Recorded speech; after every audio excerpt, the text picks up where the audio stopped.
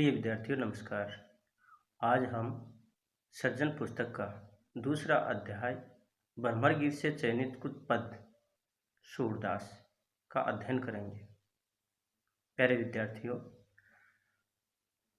सूरदास भक्ति काल की सगुण काव्य धारा में कृष्ण मार्ग की शाखा के प्रमुख कवि रहे हैं। इनका जन्म 1483 ईस्वी और इनकी मृत्यु सन 1563 ईस्वी मानी गई है। इनके जन्म को लेकर के विद्वानों में वैचारिक मतभेद भी रहा है। कुछ विद्वानों का ये मानना है कि इनका जन्म 1483 ईस्वी है, तो कुछ विद्वान ये भी माने हैं कि उनका जन्म 1483 ईस्वी में न होकर के 1478 ईस्वी में हुआ है। फिर भी अब तक जो एक मत की बात आई है, ज़्यादातर विद्वानों का यही मानना है कि उनका जन्म 1478 ईस्वी में हुआ। प्यारे विद्यार्थियों, सूरदास का जन्म दिल्ली के निकट सीही नामक गांव में हुआ। वे रुनकता आगरा के गऊ घाट पर उनकी भेंट महाप्रभु वल्लभाचार्य जी से हुई और इन्होंने सूरदास को वल्लभ संप्रदाय में दीक्षित किया तथा भागवत कथा सुनाई। इसके आधार पर कवि ने उच्च कोटि के साहित्य का सृजन किया, निर्माण किया। सूरदास ने ब्रज भाषा में श्री कृष्ण की लीलाओं का सुंदर चित्रण किया है। वे भक्ति, श्रृंगार एवं वात्सल्य के अनुपम कवि हैं। प्यारे विद्यार्थियों, यहाँ पर जो कवि परिचय में एक पंक्ति दी गई है कि वे भक्ति, श्रृंगार एवं वात्सल्य के अनुपम कवि हैं, इस पंक्ति को लेकर के बोर्ड के एग्जाम में प्रश्न भी पूछा जा सकता है। जहाँ पर भक्ति की बात भी की गई है, इसमें श्रृंगार की बात भी आई है और सूरदास ने वात्सल्य का सुंदर चित्रण भी किया है। क्योंकि वात्सल्य के संदर्भ में ये एक बात कही गई कि सूरदास जन्मांध होते हुए भी बाल मन का कोना कोना झांक आए। ऐसी बहुत सारी बातें इनके बारे में कही गई हैं। खैर, फिर भी अपने को इस पंक्ति का ध्यान रखना है। सूरदास की प्रमुख रूप से 3 रचनाएं मानी गई, जिनमें सूरसागर, सूर सारावली, साहित्य लहरी। इनमें प्रमुख जो रचना है इनकी वो सूर सागर है और सूर सागर के आधार पर ही इनको ख्याति प्राप्ति हुई। प्यारे विद्यार्थियों, सूरदास अष्टछाप के शीर्ष कवि हैं। यहाँ पर ये जो अष्टछाप के शीर्ष कवि की जो बात आई है, इसमें है कि जो वल्लभ संप्रदाय था उसमें 8 मुख्य कवि थे। उन 8 मुख्य कवियों में सूरदास जी का प्रमुख स्थान था। कृष्ण के लोकरंजक रूप को काव्य का आधार इन्होंने बनाया और जयदेव और विद्यापति की जो गीत परंपरा थी उसको इन्होंने आगे बढ़ाया। सूरदास को पुष्टि मार्ग का जहाज भी कहा गया है। इनका जो काव्य है वो हिंदी साहित्य की अमूल्य निधि है। इनके बारे में कहा गया है कि सूर सूर तुलसी शशि उडगण के सवदास, अब के कवि खद्योत सम जह तह करत प्रकाश। यहाँ पर जो पहला सूर जो शब्द है उसका अर्थ है सूरदास, दूसरे सूर का अर्थ है सूर्य और शशि शब्द का अर्थ है चंद्रमा, उडगण का अर्थ है तेज चमकता हुआ तारा। नीचे वाली पंक्ति में जो खद्योत जो शब्द है उसका अर्थ जुगनू बताया गया है। कई जगह पर इसके लिए जो कुछ चमकते जो तारे हैं या फिर यूँ कहें कि तेज रहित जो कम तेज रहित जो तारे हैं उनके बारे में बात कही है, पर यहाँ पर जुगनू अर्थ ज़्यादा सटीक है। जह तह करत प्रकाश, जह तह का अर्थ है यहाँ वहाँ, करत का अर्थ होता है करना। इस द्वय का अर्थ है कि सूरदास सूर्य के समान, तुलसीदास चंद्रमा के समान और केशवदास तेज चमकते तारे के समान हैं। वहीं पर अब के जो कवि हैं वो तो जुगनू के समान हैं जो यहाँ वहाँ पर प्रकाश करते हैं। भावार्थ इसका यह है कि जो सूरदास हैं वो प्रमुख कवि हैं, तुलसीदास दूसरे नंबर पर आते हैं और केशवदास इनके पश्चात इनका स्थान आता है।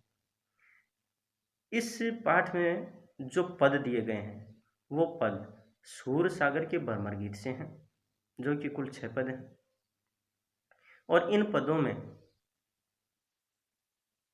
गोपियों की जो विरह वेदना है उसको प्रस्तुत किया है। श्री कृष्ण ने उद्धव को जो विरह वेदना से संतप्त गोपियां हैं उन गोपियों को सांत्वना देने के लिए भेजा। उद्धव उन्हें निर्गुण परमात्मा का संदेश देता है, उपदेश देता है। और जैसे ही यानी ये निर्गुण परमात्मा का संदेश देता है, ये बात गोपियों को जंचती नहीं है, अच्छी नहीं लगती है। वहां पर उन्होंने देखा कि एक भ्रमर फूलों पर मंडरा रहा है। उस भ्रमर को माध्यम बनाते हुए गोपियों ने उद्धव पर व्यंग्य किया। ये गोपियां और उद्धव का आपस का जो संवाद है, गोपियों के द्वारा जो उपहास उड़ाया गया या यूं कहें कि व्यंग्य किया गया, उसी संवाद को भ्रमर गीत नाम दिया गया है। उद्धव उन्हें निर्गुण ब्रह्म और योग का उपदेश देते हैं और गोपियां हैं वो भ्रमर के बहाने उनको जवाब देती हैं। निर्गुण जो परमात्मा है गोपियों को कड़वी ककड़ी के समान लगता है, अरुचिकर लगता है। और उनके लिए मिलन और विरह दोनों स्थितियों में श्री कृष्ण से लगाव लाभदायक है। उन्हें मथुरा काजल की कोठरी के समान लगता है। उनकी आंखें हमेशा कृष्ण के दर्शन के लिए व्याकुल रहती हैं। वे निर्गुण ब्रह्म के रूप, रंग, निवास, माता पिता आदि का परिचय पाना चाहती हैं, आदि का ब्यौरा जानना चाहती हैं। और गोपियों को श्री कृष्ण की याद दिलाने वाले जो वन, उपवन, लता वितान, यमुना, ये सब विरह काल में उन्हें दुख के कारण बन गए हैं, या इस बात को हम यूँ कहें कि भीषण संतापदायक बन गए हैं। प्यारे विद्यार्थियों, हमारे यहाँ पर जो संकलित भ्रमर गीत से चयनित कुछ पद जो शीर्षक हैं, इनमें ब्रज भाषा का प्रयोग किया गया है। ये पद हैं, गेय शैली है इनकी। जगह जगह पर अनुप्रास, उपमा आदि अलंकारों का प्रयोग हुआ है, लाक्षणिकता है इसमें। तो हम देखिए, पहला ही पद लेते हैं कि हमारे हरि हारिल की लकड़ी, मन बच करम नंद नंदन सो, उरिये दृढ़ करी पकड़ी, जागत सोवत सपने सौतुक, कान्ह कान्ह जकरी, सुनते ही जोग लगत ऐसो अली, ज्यों करवी ककरी, सोई व्याधि हमें ले आए, देखी सुनी न करी, ये तो सूर तिन्हें ले दीजिए जिनके मन चकरी। प्यारे विद्यार्थियों, इस पद में जैसे ही उद्धव गोपियों को निर्गुण परमात्मा का उपदेश देते हैं, श्री कृष्ण की भक्ति को छोड़ने की बात करते हैं, सगुण भक्ति को छोड़ने की बात करते हैं, तो गोपियों से रहा नहीं गया और वो व्यंग्यात्मक रूप में उद्धव के ऊपर कटाक्ष करती हैं और उनके निर्गुण परमात्मा के बारे में वो कह रही हैं कि ये निर्गुण परमात्मा हमें बिल्कुल भी भाता नहीं है। उसी का जवाब देते हुए गोपियां कह रहे हैं कि हे उद्धव, हमारे जो हरि हैं, हरि का अर्थ है कृष्ण, और हारिल जो है वो हारिल पक्षी, लकड़ी का अर्थ है लकड़ी, तिनका, कि हमारे कृष्ण तो हारिल पक्षी की लकड़ी के समान है। जिस प्रकार से हारिल पक्षी अपने पंजों में हर समय लकड़ी दबाए रखता है, एक तिनका दबाए रखता है, उसी तरह से यहाँ पर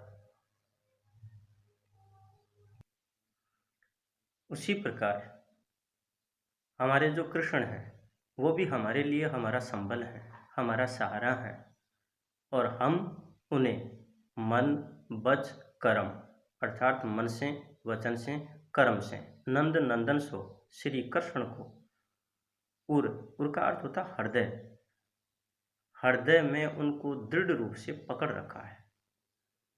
यहाँ पर पकड़ी का अर्थ होता है पकड़ना, अर्थात श्री कृष्ण को हमने मन से, वचन से, कर्म से अपने हृदय में धारण कर रखा है। जागर, सोवत, सपने, सौतुक, यहाँ तक कि जागते समय, सोते समय और सपने में भी, और यूँ कहें कि प्रत्यक्ष रूप में भी हम कान्ह कान्ह कृष्ण कृष्ण जकरी, जकरी का अर्थ होता है जपना, हम जपती रहती हैं। सुनते ही जोग लगत ऐसो अली, जो करवी ककरी। आगे गोपियां कह रहे हैं कि हे उद्धव, यहाँ पर अली शब्द का अर्थ भ्रमर होता है, परंतु वो उद्धव को संबोधित करते हुए कह रहे हैं कि हे उद्धव, तुम्हारा जो ये योग संदेश है वो हमें कड़वी ककड़ी के समान लगता है। कड़वी का अर्थ होता है कड़वी।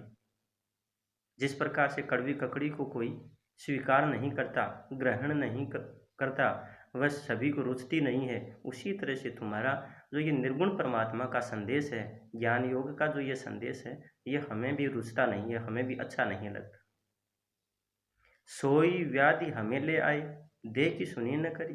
हे उद्धव, उसके बाद भी आप उस व्याधि को यानी शारीरिक पीड़ा को आप हमारे लिए लेकर के आ गए, देखी सुनी न करी।